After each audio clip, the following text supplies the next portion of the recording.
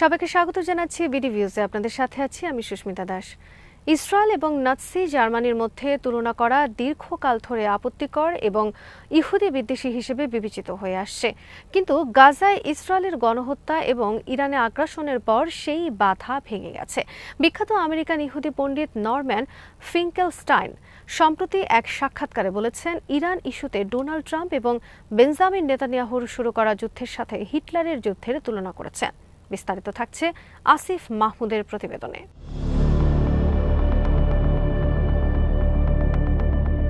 হিটলারের জার্মানির মতো ইসরায়েলের নেতারাও কোথায় থামতে হবে তা জানে না। একসাথে বেশ কয়েকটি ফ্রন্ট খুলে মারাত্মক ভুল করেছেন।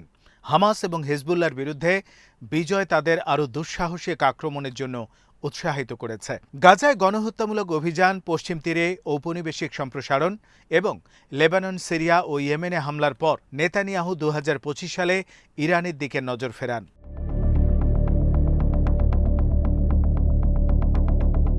এর পেছনে রয়েছে ইহুদি শ্রেষ্ঠত্বের এক মেসাইনিক বা আধ্যাত্মিক মতাদর্শ।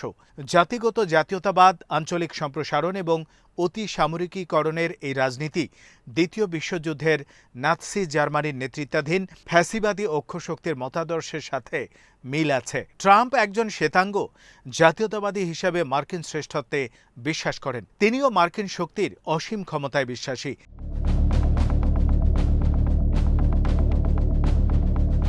ইরান যুদ্ধ সম্পর্কে বলতে গিয়ে ফিঙ্কেলস্টাইন তুলনা করেছেন হিটলারের সোভিয়েত জনগণের উপর চালানো নির্মূল যুদ্ধের সাথে, যা তাদের একত্রিত হতে এবং দেশ রক্ষায় অনুপ্রাণিত করেছিল। ট্রাম্পও একই ভুল করেছেন। দ্বিতীয় বিশ্বযুদ্ধের সাথে আরেকটি বিষয় মেলে। 1930-এর দশকে সোভিয়েত ইউনিয়নকে অভ্যন্তরীণ বিশৃঙ্খলার কারণে দুর্বল মনে করা হয়েছিল। যুদ্ধের আগে ইরানকে নেতানিয়াহু এবং ট্রাম্প সেরকম বিশ্বাস করতেন।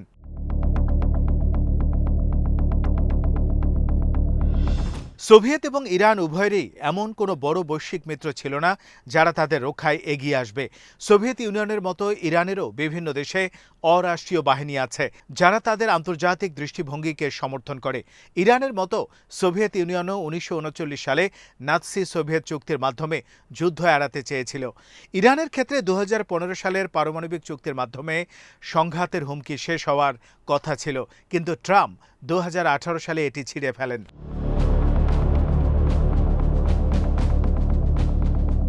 সামরিক আক্রমণের আগের বছরগুলোতে ইরান এবং সোভিয়েত ইউনিয়ন উভয় খুব কঠিন সময়ের মধ্য দিয়ে গেছে।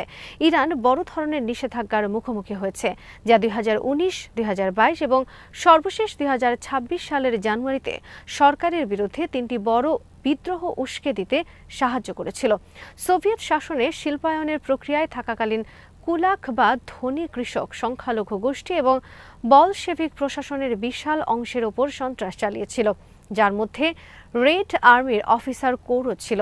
এতে লক্ষ লক্ষ মানুষ মারা গিয়েছিল। এর ফলে হিটলার সোভিয়েত রাশিয়াকে দুর্বল ও অরক্ষিত হিসেবে দেখেছিলেন।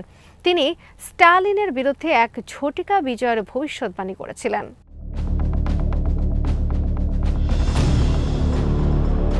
ইসরায়েল এবং ট্রাম্পের হোয়াইট হাউস যেমন ফিলিস্তিনি ও ইরানিদের ঘৃণার চোখে দেখে, নাৎসিদের তাদের স্লাভিক শত্রুদের প্রতি জাতিগত ঘৃণা ছিল, যাদের তারা নিকৃষ্ট মনে করত এবং বিশ্বাস করত তারা জার্মান সশস্ত্র বাহিনীর অগ্রযাত্রাকে প্রতিহত করতে পারবে না। ট্রাম্প এবং নেতানিয়াহু একইভাবে তাদের শত্রুদের সক্ষমতাকে তুচ্ছ জ্ঞান করেন, বিশ্বাস করেন যে সরাসরি আক্রমণে ইরানি শাসন ভেঙে পড়বে। ইরানের প্রযুক্তিগত ও সামরিক শ্রেষ্ঠত্বকে আমলে নিতে রাজি নন। ট্রাম্প ইরানিদের জানোয়ার বলে অভিহিত করেছেন।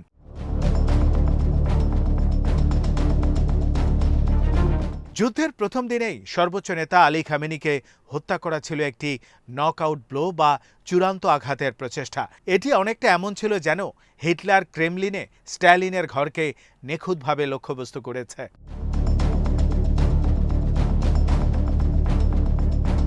নাৎসি আক্রমণের প্রথম বছরে সোভিয়েতদের পিছুটান এবং পরাজয় দেখা গিয়েছিল। নাৎসি বাহিনী ইউক্রেনের উপর দিয়ে এগিয়ে যায়। উত্তরে নাৎসিরা বেলারুশ হয়ে মস্কো এবং লেনিনগ্রাদের গেট পর্যন্ত পৌঁছে গিয়েছিল। তারা লেনিনগ্রাদে অবরোধ আরোপ করেছিল। হিটলারের কাছে রাশিয়ার কমিউনিস্ট শাসনের ওপর বিজয় মনে হয়েছিল অনেকটা নিশ্চিত।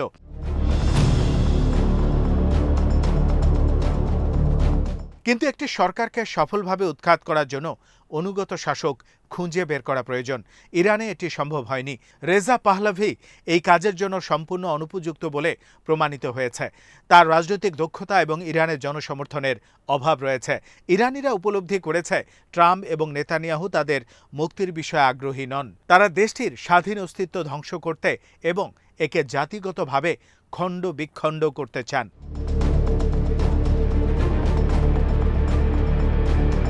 ইরানের পুরনো প্রজন্মের নেতা ও কমান্ডারদের হত্যা করে সরকারের হিসাব নিকাশ পাল্টে দিয়েছে। নতুন কমান্ডাররা দায়িত্বে এসেছেন যারা খামেনির অধীনে থাকা সংযমের নীতিতে বিশ্বাস করেন না। উপসাগরীয় দেশগুলোর ওপর হামলা, হরমুজ প্রণালী অবরোধ এবং লেবাননকে একটি স্থায়ী যুদ্ধবিরতি চুক্তির অংশ করার ব্যাপারে তারা অনড়। ফেব্রুয়ারি পরবর্তী ইরান এখন মার্কিন যুক্তরাষ্ট্র ও তার সহযোগীদের মোকাবেলা করতে ভয় পায় না।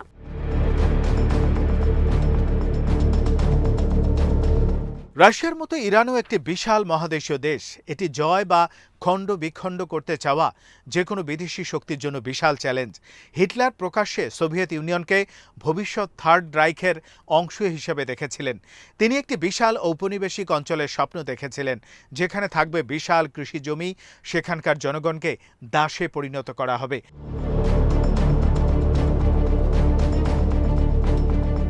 নেতানিয়াহু এবং অন্যান্য ইসরায়েলি নেতারা দীর্ঘদিন ধরে ইরানি শাসনকে হঠানোর ঘোষণা দিয়ে আসছেন।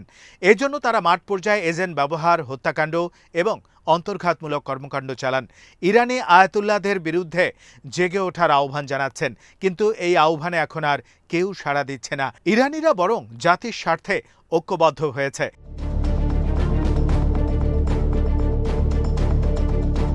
যদি কোনোভাবে মার্কিন ইরান যুদ্ধবিরতি ইরানের শর্তে একটি স্থায়ী চুক্তিতে রূপ নেয়, তাহলে এটি ভিয়েতনামের মতো একটি ঐতিহাসিক পরাজয় হিসেবে গণ্য হবে। এখন পর্যন্ত মার্কিন যুক্তরাষ্ট্র ইরানের বন্দরগুলো অবরোধ করে রেখেছে এবং একটি ইরানি জাহাজ জব্দ করেছে।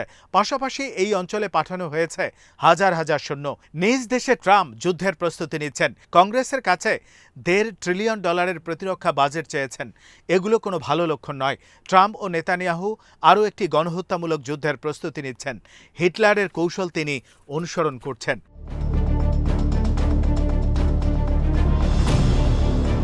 ইরান যুদ্ধের মধ্যে গাজার কি হবে সেই প্রশ্ন আসছে। ইতিহাস বলে কোনো আধুনিক গণহত্যাই 4 বছরের বেশি স্থায়ী হয়নি।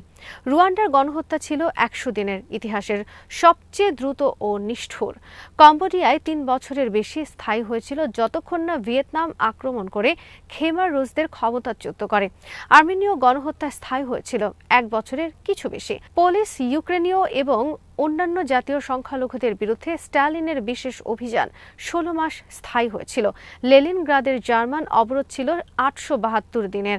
হলোকস্ট, যা সবচেয়ে ভয়াবহ ছিল, তা 4 বছর স্থায়ী হয়েছিল।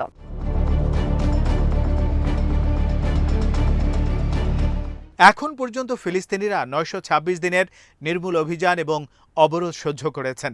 2025 সালের জানুয়ারি নাগাদ গাজায় মৃতের সংখ্যা 84,000-এ পৌঁছেছিল এবং এখন তা নিশ্চিতভাবেই 1 লাখের বেশি। এর সাথে যোগ হয়েছে লেবাননে ইসরায়েলের হাতে নিহত 6,500 জন এবং ইরানে আরও কয়েক হাজার মানুষ।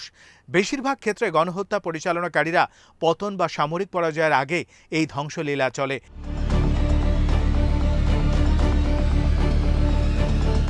ইসরায়েল সবসময় মার্কিন যুক্তরাষ্ট্রের নিঃশর্ত সমর্থনের উপর নির্ভরশীল।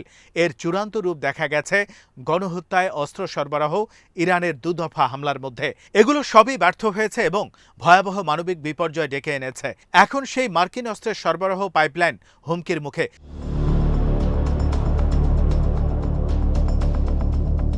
মার্কিন সিনেটে ইসরায়েলকে অস্ত্র সরবরাহের উপর ভোটটি ছিল ঐতিহাসিক।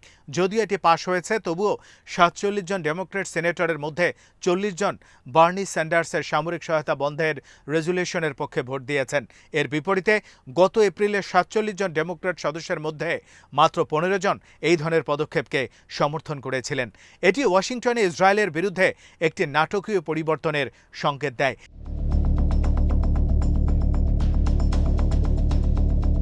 যে ডেমোক্রেটরা নভেম্বরে পুনর্নির্বাচিত হতে চান তারা জানেন তাদের আর্থিকভাবে এবং রাজনৈতিকভাবে ইসরায়েলি লবি থেকে দূরত্ব বজায় রাখতে হবে।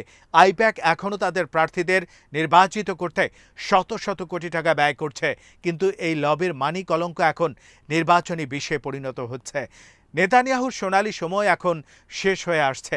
তিনি এখন সবচেয়ে বড় পরাজয়ের মুখোমুখি। সেটি লেবানন বা ইরানে নয়, ওয়াশিংটনে। মার্কিন ভোটাররা চিরস্থায়ী যুদ্ধ এবং ইসরায়েল নিয়ে ক্লান্ত।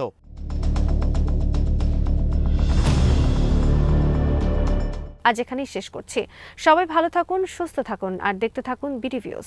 চ্যানেলটি ভালো লাগলে সাবস্ক্রাইব করুন। সংযুক্ত থাকুন আমাদের ফেসবুক পেজে।